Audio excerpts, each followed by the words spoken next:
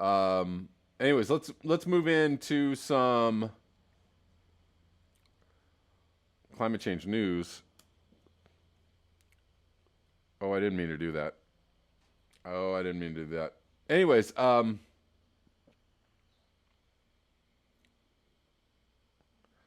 so Hurricane Sally made landfall in Alabama, bringing life-threatening flooding. So hit Alabama, or hit Gulf Shores, Alabama as a Category 2. So she got up there in strength before she actually made landfall.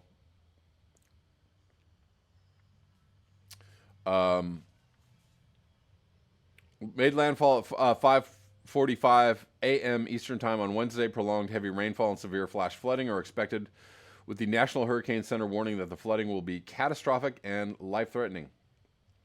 Here's a bit of an image there of the landfall. I don't know. That doesn't look like a little hurricane to me. That looks rather large. I saw some pretty...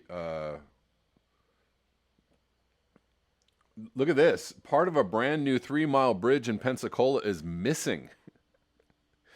Just went missing. A whole part of a bridge. Whoopsie. Due to whatever is going on with this hurricane. But this storm is going to move up through Alabama and Georgia and Florida Panhandle, etc., heading... It's like east across, towards Delaware, Maryland, etc. South Carolina, excuse me. Not Delaware or Maryland. South Carolina. South Carolina, North Carolina. So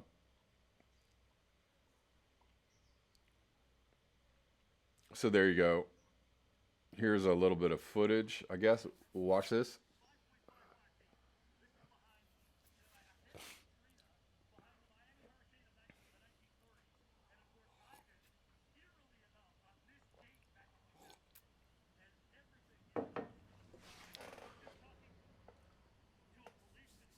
That's fairly crazy. That's going on right now in Pensacola, Florida. Major surge and freshwater flooding coming to Pensacola. We'll look at this too. With the rainfall rates of 2 inches an hour, the water's all really piling up. Here, a piece of building came off behind me. We have debris blowing down some of these streets. Some of these buildings are starting to come apart, especially near the roof and some of the facades. Fire alarm is going off in that building. It's really intense. We're in probably the worst conditions we've had. All right, so some serious flooding going on there. And I recognize that intersection. I've been in Pensacola, Florida before. I know exactly where that intersection is. Storm surge flooding along New Orleans lakefront on Lakeshore Drive. Hold on one second. I want to just make sure you guys are seeing this. Yes, you are.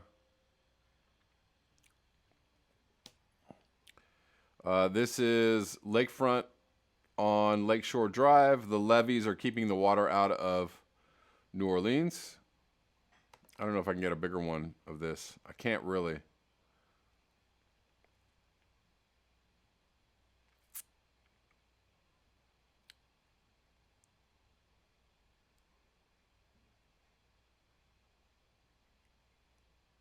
Orange Beach, Florida has been decimated by Hurricane Sally. So yeah, just a little hurricane that turned into a Cat 2 overnight.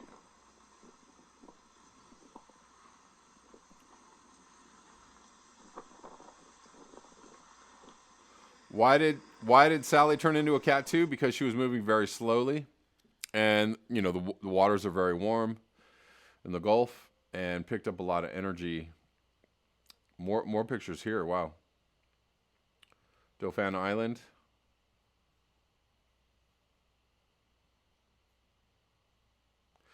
Yeah. Okay. So Sally is bringing some damage. Valhalla 5-6. Well, I guess HARP doesn't work to steer hurricanes, right?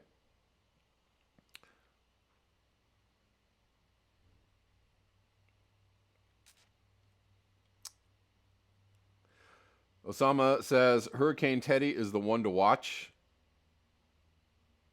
I'm Sweetleaf. Eugene air is worse than Portland air by a lot. TCR Galaxy, you are in Kirkland, right? No? This smoke is bullshit. Haven't had a breath of fresh air in 5 days. I know. I feel you on that. It's still smoky here. It's a little bit better.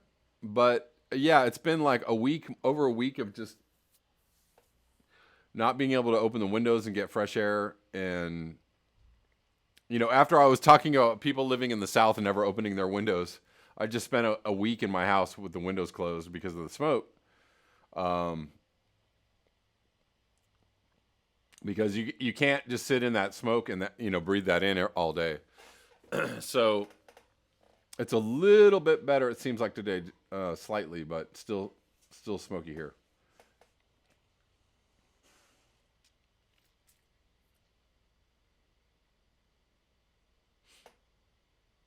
Lightning Rod said, I thought this week it was chemtrails. Anytime is the right time for chemtrails. Kirkland, okay, yeah.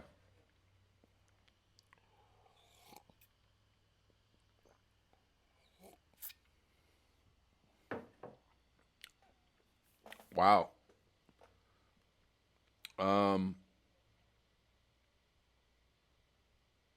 Trish Kaiser, our skies are heavily hazy in Madison, Wisconsin from smoke. Wow. Yeah, because it's all blowing east, right?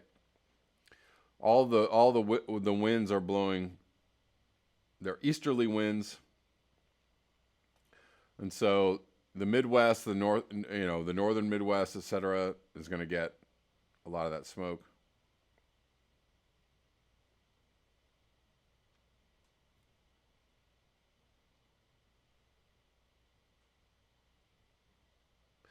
Let's move on. So yeah, let's look a little bit more at the hurricanes that are lining up. Atlantic's blistering pace shows no sign of stopping. There have been only 4 T-named storms in history because we don't get that many enough storms to get to a T-storm, and we already have a T-storm. We have a V-storm now, right? The Atlantic Ocean has spawned named storms at a blistering pace this year, with Paulette, Renee, Sally, Teddy, and now Vicky being the most recent additions in what is on track to be a historic season. Forecasters say the last name on the Atlantic hurricane season's list for 2020 could soon be exhausted as additional disturbances are being monitored this week. So far, in the 2020 season, Cristobal and every storm from Eduard through Vicky all became the earliest storm to develop in the basin for their respective letters. As Paulette recently slammed Bermuda, Sally aims for the Gulf Coast, and Renee harmlessly dissipated over the open Atlantic. Forecasters are also keeping tabs on the latest additions to the basin, Tropical Storm Teddy and Tropical Storm Vicky. Prior to Renee's dissipation on Monday afternoon, this was the first time that 5 tropical cyclones could be seen swirling simultaneously in the basin since such a phenomenon occurred back on September 10th through 12th, 1971, the National Hurricane Center confirmed on Monday. The next name on the list of tropical storms for 2020 beyond Vicky is Wilfred. Since the W storm record holder was set in October, it is likely that 2 will fall during 2020. AccuWeather meteorologists said that Tropical Storm Teddy is expected to strengthen over the next several days and very well could reach major hurricane status later this week. Teddy formed roughly midway between Cabo Verde Islands and the Lesser Antilles at 5 a.m. AST or Atlantic Standard Time Monday. The storm had maximum sustained winds of 70 miles per hour, just shy of hurricane strength, and is moving northwest at 9 miles per hour as of 11 p.m. AST Tuesday. Just after 2 a.m. AST Wednesday, Teddy rapidly strengthened to Category 1 hurricane strength with maximum sustained winds of 85 miles per hour. The northwest passed path is expected to continue into midweek, which will put the storm on track north of Lesser Antilles. Dangerous surf and rip currents will be generated by the storm, with these hazardous conditions likely to reach the north and east-facing shores of the Lesser Antilles into late week. Interest in Bermuda may want to keep close watch on the storm's path, as there could be some risk to the islands early next week should the path shift farther to the west. Shipping interests in the area want to closely monitor the progression of Teddy. This might actually be a little bit old, by the way. Hold on one second.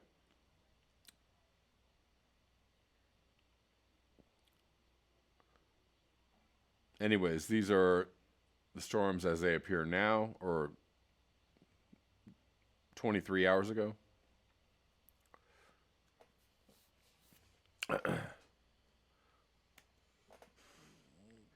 Golly, I wonder what could be happening. What could be causing this? I wonder.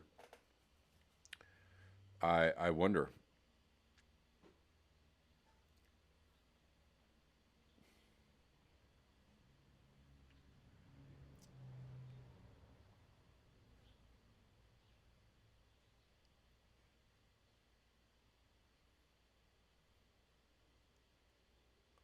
Valhalla 5-6, as far as seafood is concerned, Pacific seafood is radioactive and Gulf seafood is full of oil and correctics, and both are full of microplastics. Right. Bingo. Good question. Pandemics box. Do hurricanes stir up the ocean and mix the temperature layers? I imagine there's a bit of mixing. I wonder to what extent. I don't know. Peggy Gravel says, there were 2 dead warblers in my bird bath 2 days ago. They were starved and thin. It was awful. I'm sorry to hear that. Yes, I was just reading that article yesterday about all the migratory birds. Was it migratory and non-migratory? It seemed to be pretty indiscriminate. Just so many birds that were dying. Up to possibly 1 million birds dying in the New Mexico area, Southern Rockies area, I guess.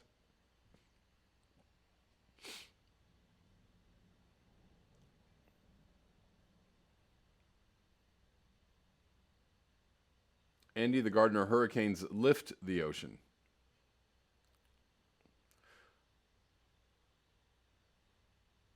Kevin, do I surf? I used to. As a young lad, I'm actually thinking about getting back into it. I'm in the ocean water like quite a bit. I go swimming in the ocean a bit. I like to boogie board here and there. I like to body surf, but I do not currently own a surfboard. And maybe I'll go find a used one on Craigslist or something. I don't know. Seems like it might be a fun thing to do. So, oh my gosh, sorry. Everything fell apart here. Excuse me.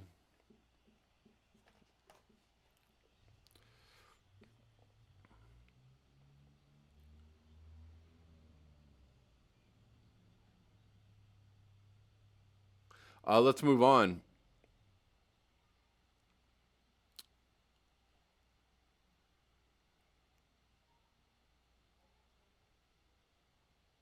Well, this is what is going on. Just to give you a local update, this is what is going on with the fire near me.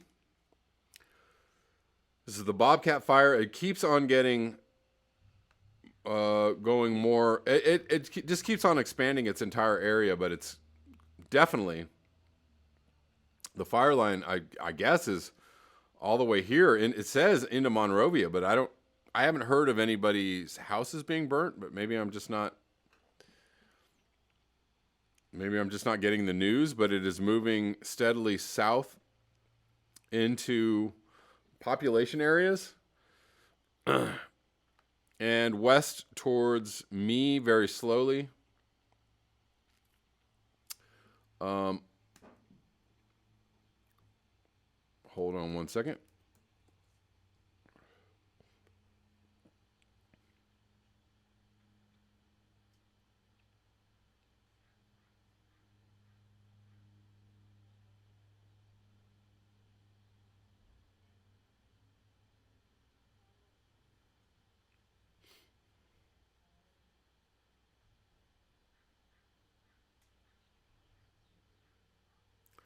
So this is one of the latest updates. Oh, for crying out loud.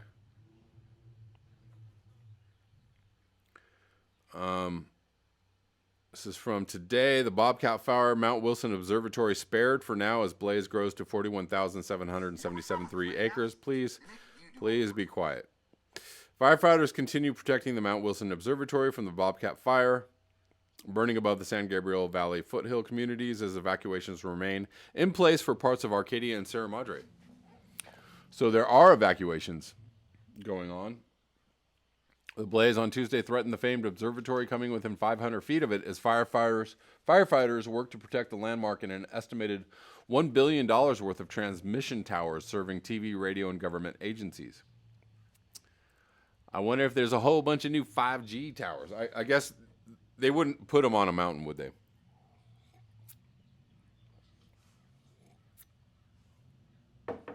Crews set off backfires near the observatory and created barriers, using hand crews and dozer lines to prevent flames from reaching the area. Evacuations remain for Arcadia residents north of Elkins Avenue and east of Santa Anita Avenue, as well as for parts of Sierra Madre. This is basically an adjacent neighborhood. Arcadia Fire Department said 267 homes have been evacuated, but no homes have been damaged by the fire. Multiple strike teams were in the north end of the city as moderate fire activity remained behind Wilderness Park and adjacent to homes. In Sierra Madre, police said a total of 32 homes were affected by the evacuation order. An evacuation center has been set up in Santa Anita the Santa Anita racetrack at 285 West Huntington Drive. Residents should enter through Gate 5.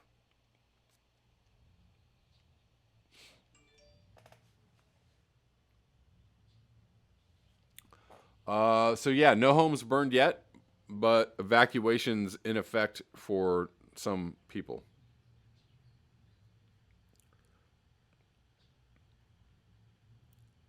Cupid Stuntman says, is it okay to store humans in a fridge? I'd say only in the veggie drawer. Then you're okay. Spooky Action, thank you for your super chat towards your surfboard fund. Thank you. I appreciate that. On the Fence with Muzza, thank you for the super chat.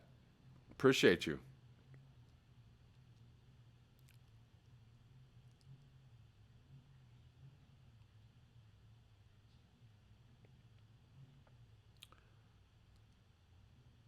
Let's move on.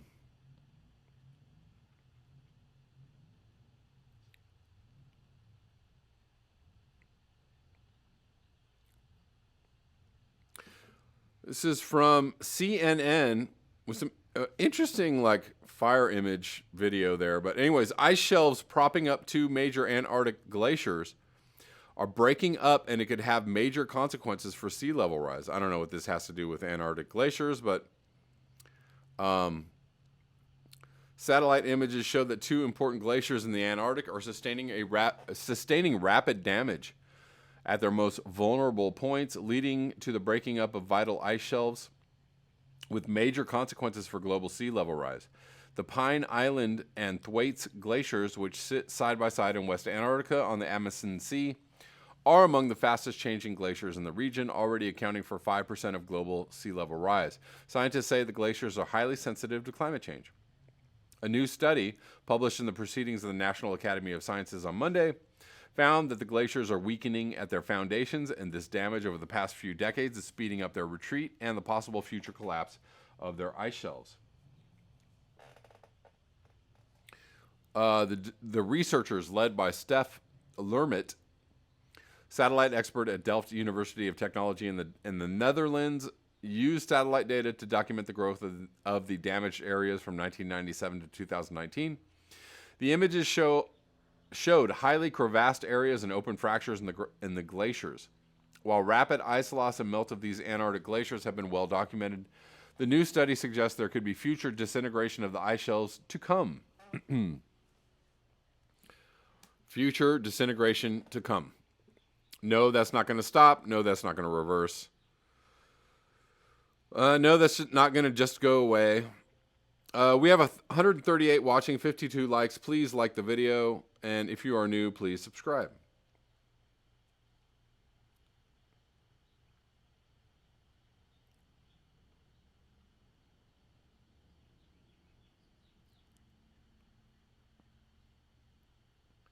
G. Demarists, still smoky up here in Vancouver, Canada, I'm sure.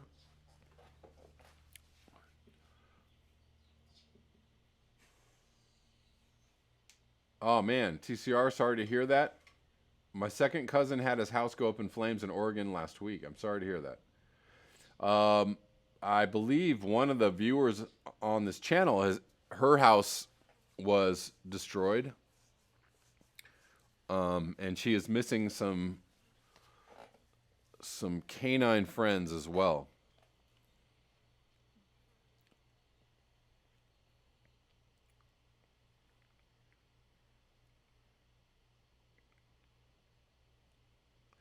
And zero unlikes. Well, 0 thumbs down. There's still time. Let's move on. Oh, hey, I wanted to show you this. I was talking about this the other day. This is from the Urban Dictionary doomosphere, posted by Irk1. I'm going to read this for you. The zone of doom on Earth that comprises a population of realists who recognize the global biosphere is on an irreversible trajectory towards collapse and mass extinction due to industrialized human behavior and activity. Biosphere collapse will likely result in a planet bereft of complex life for millions of years and possibly forever, as the meltdown of the world's 450-plus nuclear reactors may strip Earth of its atmosphere, leaving it cold and lifeless like Mars. Why go to Mars when we can have it right here on Earth? Oh, stop it. No. We could have it right here on Earth. Basically, we're effed. And there you go. There you go.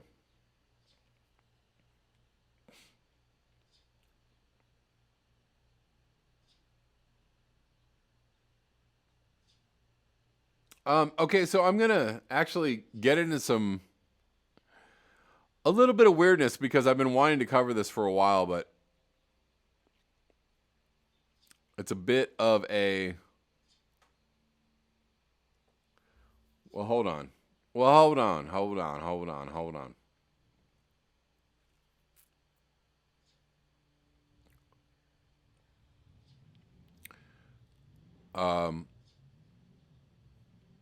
All right, before we get this, I'm gonna show you this. So I'm just covering this. This does not mean that I support these views, but this is somebody who's obviously thinking outside of the box of what's acceptable or humanitarian or humanistic as far as like what we could do in the face of climate change. This is Pentti Linkola. / eco-fascism. So this is basically what a truly, I guess, eco-fascist response to climate change would be. Pentti Linkola writes about the apocalyptic climactic changes that will soon affect us here in humanity land, but he doesn't take the easy way out that most authors do. Instead, he chooses to be brutally honest and suggests that we've already missed our chance to curb our damage to the world, so what we must do is to begin the elimination of human and technological excesses now. Again, I don't agree, or, I'm not necessarily putting this forward with support. I'm just giving you, I guess, alternative ideas about the world. And the fact that people can, people are free to think, there's no such thing as thought crime, right? You're free to think whatever you want to think. It's what, it's your actions that people should be judged on, right?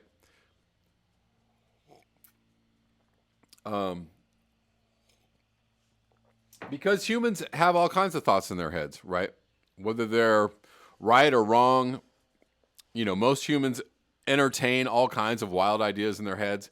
And to be human is to be able to understand that you don't necessarily act on every thought that comes in your head or entertain every thought that comes in your head,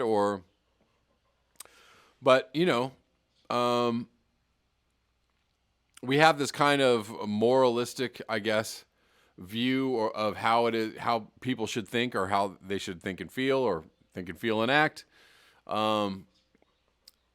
And throughout history, and even right now, like all kinds of different human beings experience or even live under different paradigms of thought, what's acceptable, right? There's a general moral kind of view of the world that people take, but there's all kinds of different ways in which people live, and some of them might be really disgusting to us, or might be kind of really out there to us. Humans have lived through history in very, very different ways. We've actually acted in very, very different ways, right? It wasn't that long ago that we, did really, really brutal things to each other.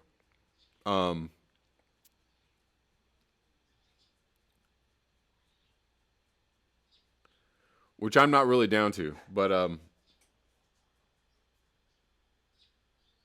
I don't know who Dominic Googe is. Why, just random letters on a board? I'm not really sure. If an eco-fascist doesn't do it, climate change will. Well, actually, hello. Hold on one second. Yeah, anyways. This guy is out of here. Bye-bye. I'm trying to get the right one and not put the wrong person. All right, goodbye. All right, Dominic Googe is out of here. I don't know who you are or what you are. You're probably a bot, maybe. Yeah, well, Muzza was here before, but I think he bailed.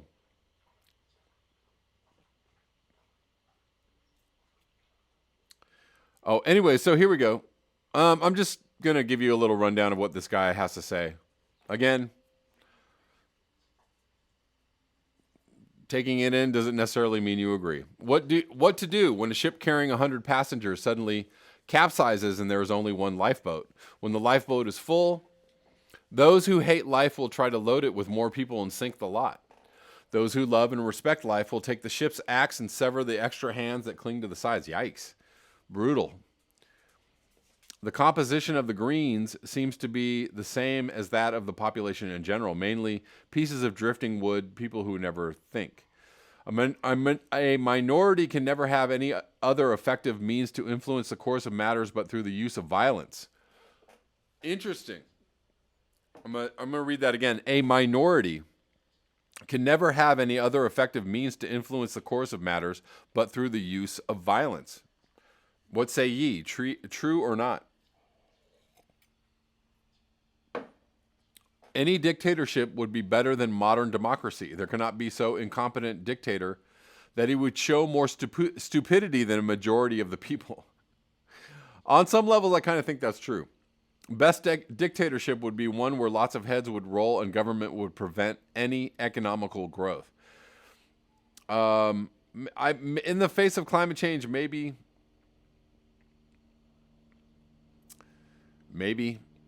I don't know. The most central and irrational faith among people is the faith in technology and economical growth.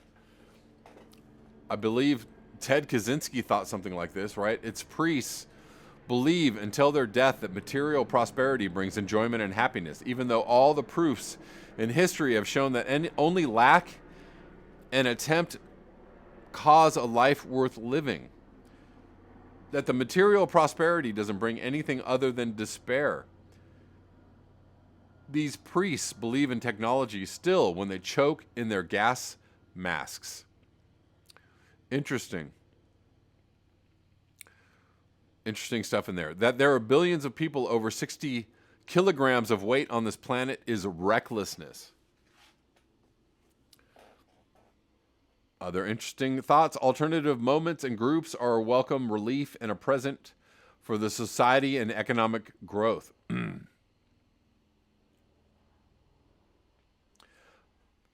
that is actually excellent. Alternative movements and groups are a welcome relief and a present for the society of economic growth. We will have to learn from the history of revolutionary movements, the National Socialists, the Finnish Stalinists, from the many stages of the Russian Revolution, from the methods of the Red Brigades, and forget our narcissistic selves. I don't know about that one there. I mean, this guy is like super, he's, actually an eco-fascist. So I'm not advocating eco-fascism myself. Sorry. That's not, I don't apologize for that. I'm just saying. If you think that I'm advocating eco-fascism because I'm reading this, I'm not. I'm just giving you some alternative views on what people think about what we can do in the face of climate change. Everything we have developed over the last 100 years should be destroyed. That's a big fat maybe. Maybe that's true. A fundamental devastating error is to set up a political system based on desire. Society and life have been organized on basis of what an individual wants, not as what is good for him or her. Just as only 1 out of 100,000 has the talent to be an engineer or an acrobat, only a few are those truly capable of managing the matters of a nation or mankind as a whole. In this time, in this part of the world, we are heedlessly hanging on democracy and parliamentary system, even though these are the most mindless and desperate experiments of the mankind. In democratic countries, the destruction of nature and some of ecological disasters has accumulated most. I mean, you actually can't say anything other than that is actually true. That's very true. Our only hope lies in strong central government and uncompromising control of the individual citizen. Sounds incredibly scary. If the present amount of Earth's population is preserved and is reduced only by the means of birth control, then birth giving must be licensed. Quite a few people actually think that this is a good idea. There ought to be some way to educate people before they actually give birth to people or whatever. Maybe you should pass a test like driving a car, right? Maybe parenting should come with a certificate of completion of the course on parenting. I don't know. To enhance population quality, genetically or socially unfit homes will be denied offspring so that several birth licenses can be allowed to families of quality. That's very, very, very dicey. That's a very dicey idea. Families of quality. I've known plenty of very wealthy, very good homes that produced absolutely incompetent people as offspring. So, okay. The whole idea that like people of quality deserve to have children, I think is super, super dubious, right? Alexei sounds super Nazi because it is. It is a super Nazi. Gwen Webb, education is key. Right. Like, I don't think that people should be, families of quality should be allowed to have children. That's super crazy to me. But, because families of quality could be absolutely terrible as parents, right? So just because you have a lot of money or you have some status or you have a degree in something doesn't necessarily mean that you should be allowed to have a child. You could be an absolutely terrible parent.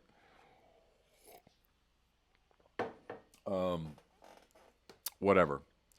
Let's move on. I'm just reading this as, whatever. This is just something interesting to read. Again, bad ideas in here, some decent ideas, some very terrible ideas. Hold on. Energy production must be drastically reduced. Ding, ding, ding on that one. Electricity is allowed only for the most necessary lighting and communications. Ding, ding, ding. I'm going to say that's okay. Food. Hunting must be made more efficient. Human diet will include rats and invertebrate animals. Okie dokie. Agriculture moves to small unmechanized units. Actually, I'm totally for that. All agriculture should be small and unmechanized. And extremely hyper-localized. All human manure is used as fertilizer. Traffic is mostly done with bicycles and rowing boats. Yes, I agree with that. Private cars are confiscated. Yep. Long distance travel is done with sparse mass transport. Yep. Trees will be planted on most roads. Those are great ideas. Foreign affairs, all mass immigration and most of import-export trade must stop. Cross-border travel is allowed only for small numbers of diplomats and correspondents. Business will mostly end. Manufacture is allowed only for well-argumented needs. Yeah, I'm with that. All major manufacturing capacity is state-owned. Products will be durable and last for generations. These are solid ideas. Science and schooling. Education will concentrate on practical skills. All competition is rooted out. Technological research is reduced to extreme minimum. Every child will learn how to clean a fish in a way that only the big shiny bones are left over. That's super random. Super random and comical. Impact. Anyways, he advocates no immigration, downsize population, kill defectives. That's really weird. But in past societies, that actually was what happened. I mean, through history, that has actually been something that populations have. That's a practice that has been done, right? Like, you don't let defective babies live, or they even kill defective babies. I'm not saying, I'm not supporting that, okay? But I mean, we have a totally different way of looking at the world now. So, right, Cody Jones, everything you're suggesting does not allow for gross profit for a few.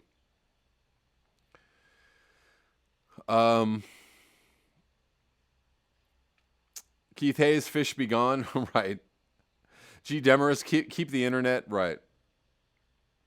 Robert Arajo, solid ideas that should have been implemented 30 years ago. There was just two more things I wanted to cover this.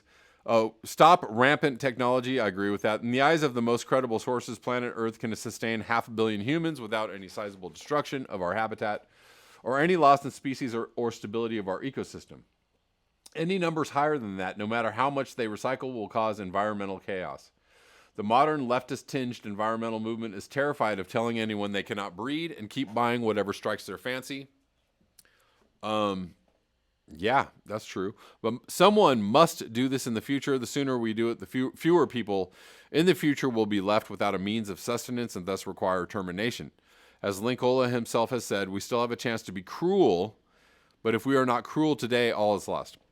Okay, so fairly random, or not random, but fairly, some of those ideas are way out there.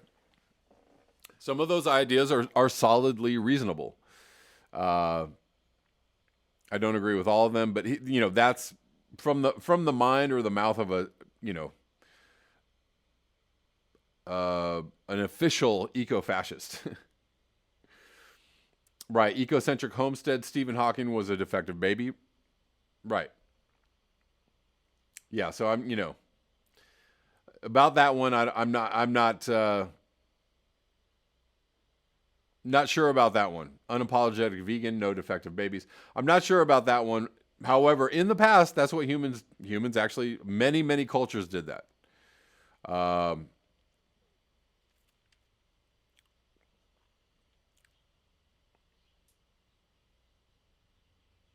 So, Cody Jones, what is cruel in the aspect of life? Right. On some level, nature is cruel.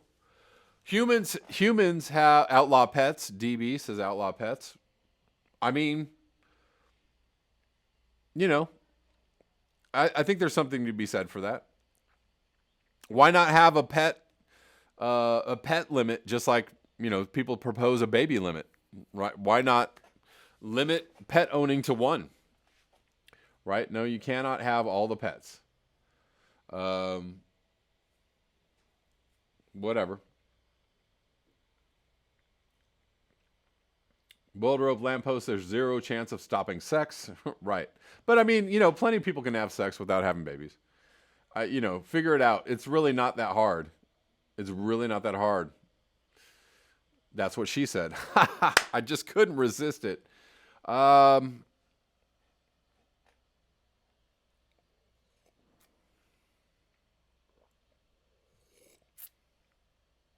Yeah, Vangelis, slippery slope alert, indeed. It's again, I'm not an eco-fascist.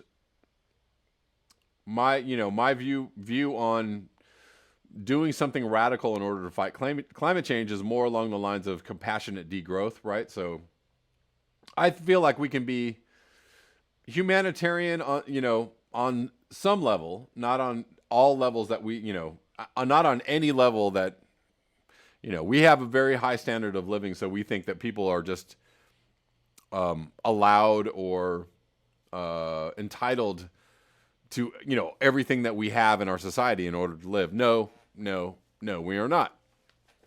So, I don't encourage people to think about killing other people or killing defective babies. Like, I'm not into that at all. However, maybe people not being entitled to having all the safety measures that we have throughout our lifetime, right? Like, all the things that we have that we need to have that, on some level keep us alive. Like, we're going to have to get rid of a lot of those things if we're going to save the planet. And so, there's going to be, on some level, somebody's going to go, hey, that's not kind to humans. Well, humans are not kind to the planet. And when the planet wipes out billions of people, that's going to be not very kind to humans. So, I don't know. Right, Vangelis. It's the 21st century and everyone should know about contraception by now. Exactly.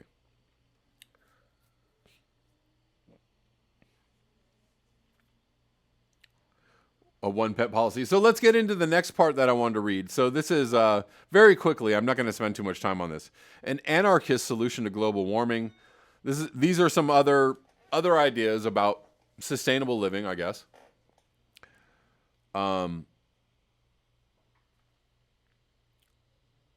This is from Peter Gelderloos, who says, I won't enter into the scientific debate around what is and isn't sustainable. Those debates and the information they present are widely available for those who want to do their own research. I base the description of this future possible world both on what is physically necessary and what is ethically desirable in accordance with the following premises. So he's including ethically desirable, and I would definitely consider myself in that camp of what is ethically desirable. But again, there are slippery slopes in there all over the place. Slippery slopes are everywhere. Fossil fuel extraction and consumption need to come to a full stop, right? So even that, people would say, well, you can't do that because a lot of people are going to die from starvation because fossil fuel extraction and consumption is what fuels our modern agriculture. Right? So without fossil fuels, a lot of people are going to die. Right? So some people might even call this eco-fascism. Industrial food production must be replaced with sustainable growing of food at the local level. Again, sustainable growing of food at the local level may not be enough to provide food for everybody on the planet. Again, people would say this it might even fall under eco-fascism. Centralizing power structures are inherently exploitive of the environment and oppressive towards people. I totally agree with that. I feel like we need to go hyper-local, right? So less centralized power, less nation states, more regional, hyper-local governing bodies or even, cooperatives or tribes, if you will, right? Loosely conglomerated local populations that are taking care of themselves. The mentality of quantitative value, accumulation, production, and consumption, that is to say, the mentality of the market, is inherently exploitive of the environment and oppressive towards people. Yes, medical science is infused with the hatred of the body, and though it has perfected effective response to symptoms, it is damaging to our health as currently practiced. Ding. Decentralized, voluntary association, self-organization, mutual aid, and non-coercion. are fully practical and have worked both within and outside of Western civilization time and time again. Again, though, you need educated and hyper-aware populations of people, right? So you need to have people who have shaken off the mass hypnosis of our modern, media. Hey guys, remember to like, share, and subscribe, and you can support the channel at the links below, PayPal, Patreon, Square. Also, if you'd like to watch the live streams, you can watch the live streams on my Patreon channel. You can subscribe for as little as $1. So hopefully I will see you over there.